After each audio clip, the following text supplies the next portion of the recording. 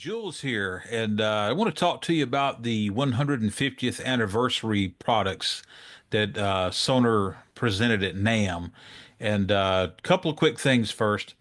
First of all, the pictures here are not new. Aaron Edgar has given me permission to use them and sent me the pictures. So I haven't scoured the internet and stolen these from anybody. He gave me express permission and provided the pictures as well. So I thank him for that. And I know they're already out there, and this isn't anything new. But I just appreciate getting to have the pictures because he took some really nice shots. Um, this makes 40 years I've been a Sonar fan, and I was about 13, I think, when I first started drumming and became interested in Sonar. And it took until 93 until I finally was able to, afford to buy gear, which first one was the D500 reissue snare drum and just really killed it, went way beyond anything I expected. And I've been a Sonar nut ever since, even in times of playing other gear. But I used to have I collected all the catalogs when they came out. I managed to get a hold of some older ones that I kept till my mom tossed them out. She thought it'd be a lot of fun for me to start from scratch, not realizing a lot of that stuff you just, especially before the internet. And I lived in a pretty small town. And there was just nowhere to collect that kind of stuff. So, um, I had memorized a lot of the specifications and all that, and enjoyed comparing the different models and features and all that kind of stuff.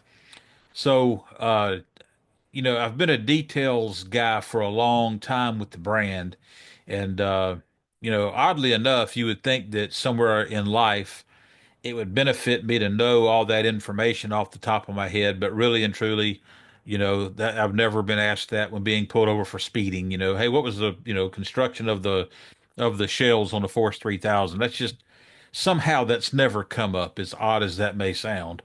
Um, but anyway, so the point I'm getting at is this: I've been a fan for a long time. I was an authorized dealer for about 25 months, which is a story unto itself. I've got a history of fascination with the brand and the products.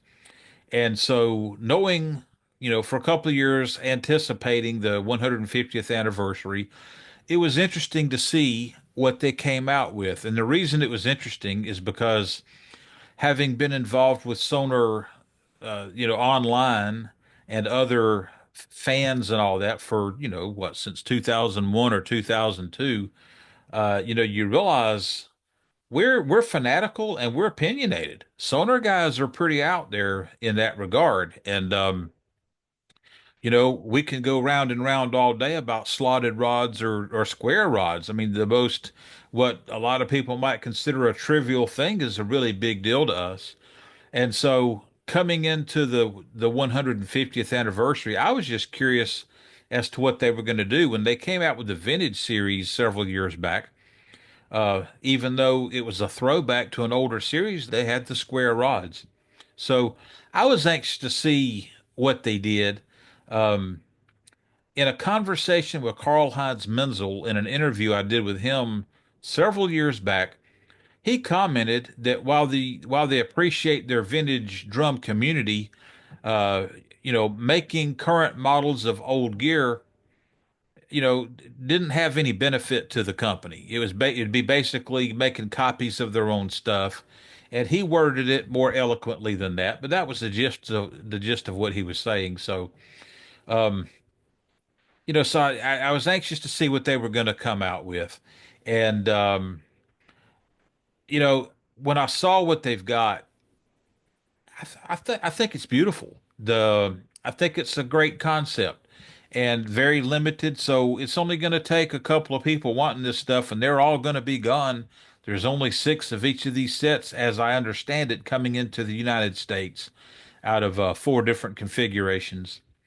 And the what they didn't do is they didn't try to replicate what they did back in the 80s.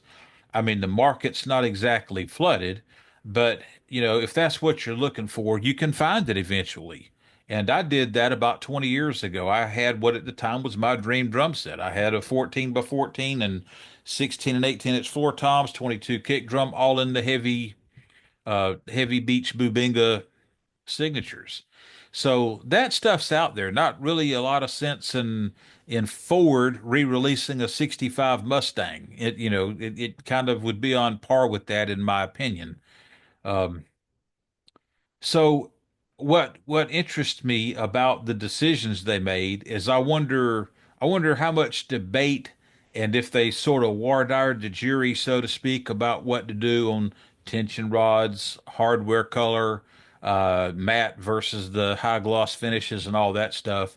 Because being as opinionated as we are, what are the odds that they were going to get every detail just like everybody would want? It'd be absolutely impossible. It reminds me of a gentleman I used to work with. He was a retired Secret Service agent, and he was speaking about any particular president. The president. This is not a political conversation, but he was speaking about the fact that every time any president says anything, he pisses off half of the country. And so I'm just trying to paint a picture here that if you're a square rod guy and they came out with slotted rods, you're going to have a complaint. And the same for the flip side of that. Um, and they've come out with the slotted rods. And, I used to be a devout slotted rod guy. That was a lot of the Sonor identity in my mind. And my attitude was a lot different back then about things. To me, it was a kind of a snob appeal. And, that doesn't mean that everybody's in the same boat. I'm not calling anybody a snob. But for me, having the German Sonor drums with slotted rods and everything just like square lugs and all that stuff. To me, that was always the epitome of Sonor. So um, over time, I've gotten where I've kind of gone the other way. I like the square rods. They get along well with anybody else, brand wise. I've only got to carry around one drum key. And it's easy to keep extra drum keys handy in case you happen to lose that one drum key. Um, so the rods are incidental to me, but I did think it was a nice touch having the slotted rods. And I mean, how beautiful is the Bubinga finish, veneer on the signatures. And I like the fact they've come out with the two different configurations. I typically favor deeper toms. I like the looks better, and I like to lay into the drum, so deeper toms work well for me. A lot of people like the more contemporary, shallow ones. Well, how do you appeal to everybody? Well, guess what? You make them both ways, and that's what they did. And the Bubinga they used does not match the old Bubinga, but these aren't the old drums. This is a fresh take on the Sonar heritage. I like what they've done. I like the gold-plated hardware on the signature stuff. I um I think they look great. Am I a buyer? I'm not for two reasons. First of all, I'm not in a financial position right now. A couple of years ago, I might have had a different attitude. Um, I'm not a collector. So anything I would buy, it would be to play. And anybody that knows me very well knows I don't keep anything. I play it for a while and I move it along to the next guy. So that would be a pretty hefty investment to knowingly go into it, prepared to take a pretty serious loss anytime you buy new and sell used. That's just the way it works. Uh, from a collector standpoint, if I had the money, I might would buy something, possibly a snare drum, and leave it unopened in a factory sealed box, hide it away until I'm the only guy that's got one unopened for sale, and then put it out there on the market and see if anybody bites and try to make a nice profit on a flip. But I'm not in a position to do that either. Plus, anybody, why did they make 100 snare drums for 150th anniversary? I'm not real sure on that one. I don't think I'm the only one that's wondered that. I have a feeling that once they start to go, they're going to go quick. So anybody looking at one, don't do like I'm bad about doing. If I see something I like, I just kind of wait and like, well, maybe I'll, maybe it'll feel right to buy it. Next thing I know, I'm like, I should have got it while I could. It's gone. Now the lights, the Sonar lights, I think they're very appealing as well. I like the way those are done. And in the last few years, I've realized I really like the sound of birch. I managed to go all these years without realizing that I actually favor birch over the beech, and the thicker the better. And so if I were going to buy something, it would be the Sonar Light in the Heritage configuration. I'd like one up and two down. I would love that deep. I guess it's a 12 by 10. I should know that before I get on here. But anyway, I think it's a 12 by 10. And, the 12, 14, 16, and 22 would be an absolutely optimal configuration for me. And if there were one I was going to buy to play, that would be it. And I think the black chrome, if that's what they're calling it, I think it's black chrome hardware on that, looks really nice. For me, I'm a little bit more utilitarian when it comes to that type thing. I would be fine with chrome.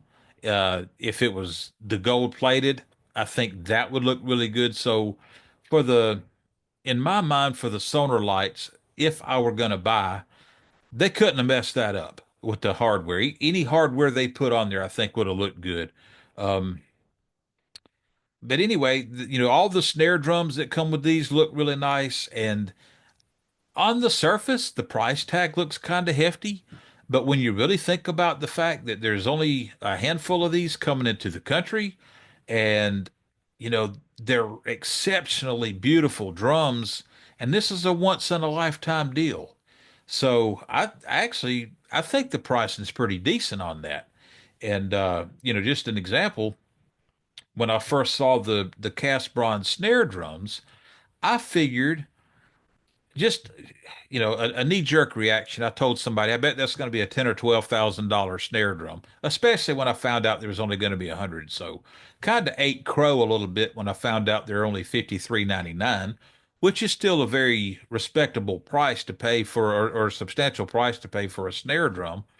But I mean, this is a once in a lifetime deal, and those are beautiful snare drums. And I wonder if there was any R&D done to bring back the parallel action strainer for these, or not. To me, I really like the dual glide system. If I were going to be a buyer, and honestly, if one of my sources that I have credit with had any of these snare drums, very good shot I would have bought it if I could have got it on a 48-month plan. But I don't think my main source got any. And then the secondary that I might could have done, gotten to work with me on something, they got some, I believe, and sold them already. So even though they haven't landed yet, we're looking at March or May or whenever it is before this stuff hits the shore.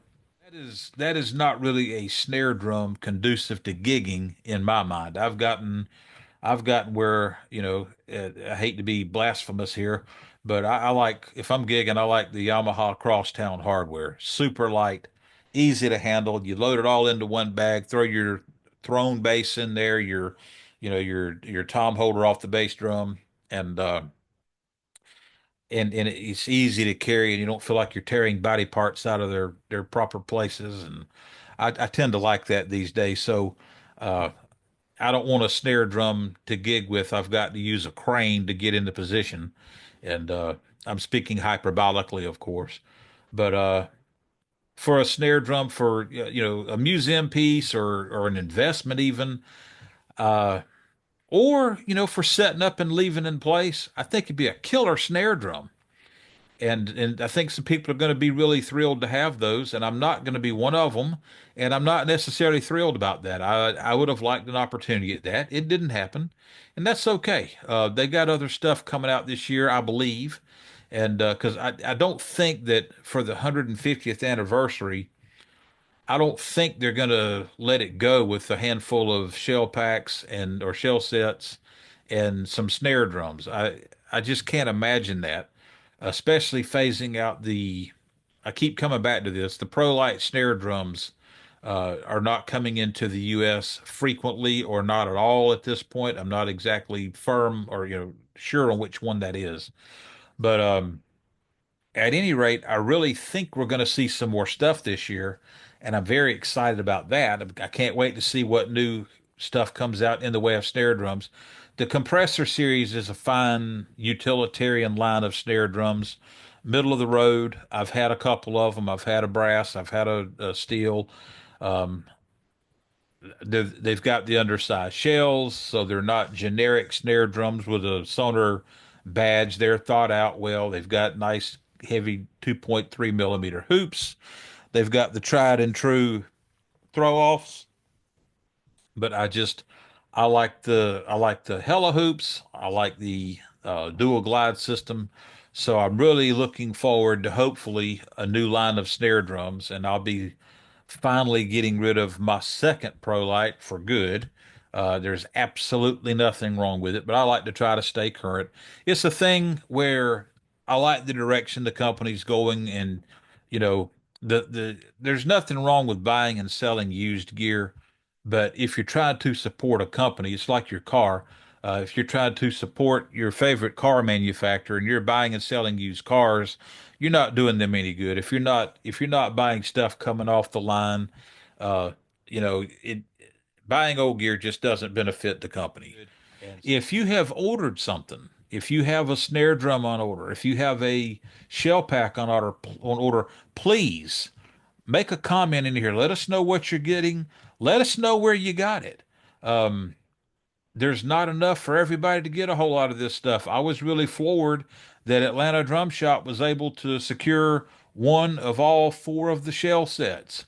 And excited for Mike as well as being surprised. If you don't have a local drum shop that you can support, or if your local drum shop doesn't have what you want, try to find another small drum shop to support. Um, I don't think people realize how important it is to support local drum shops, even if it's not necessarily your local drum shop. Just the fact that there are smaller companies out there providing product and giving exposure to these brands and all that it's a very healthy thing for the brand. Having product where somebody can walk in and see it and listen to it and see that, hey, this is a much finer product than this thing over here, or hey, this looks nice. This is what I thought I wanted, but now that I see this, I've just got to have it. And there's just a lot of that that's lost with doing things on the internet. So your mom and pop shops need your help. And if you don't have one, find one somewhere else that needs support and back them up. And if you're going to get one from anybody, you better get it quick because this stuff's going to go.